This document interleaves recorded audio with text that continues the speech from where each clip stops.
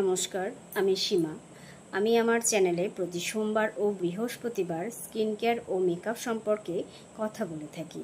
তোমরা যারা নতুন তারা আমার চ্যানেলটিকে সাবস্ক্রাইব করে আমার পাশে থাকবে। আজকে আমি স্কিন কেয়ার সম্পর্কে আমাদের করা 3টি ভুল সম্পর্কে কথা বলবো। প্রথম, আমরা যে ভুলটা করি আমাদের স্কিনকে নিয়ে, সেটা হচ্ছে সঠিক প্রোডাক্ট না যাচাই করে বা আমাদের স্কিনটা কোন স্কিন সেটা যাচাই না করেই আমরা প্রোডাক্ট ব্যবহার করি।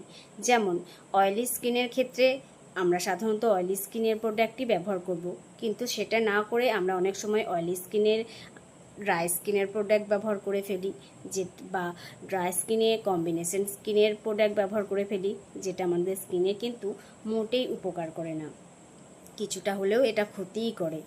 আর দ্বিতীয়, আমরা আমাদের স্কিন কেয়ার করি যখন আমাদের স্কিনে কোনো প্রবলেম তৈরি হয় তখন করি, তার আগে কিন্তু করি না, যেটা আমাদের সব থেকে বড় ভুল। আমরা আমাদের স্কিনে কোনো প্রবলেম হওয়ার আগেই কিন্তু স্কিন কেয়ারটা শুরু করব।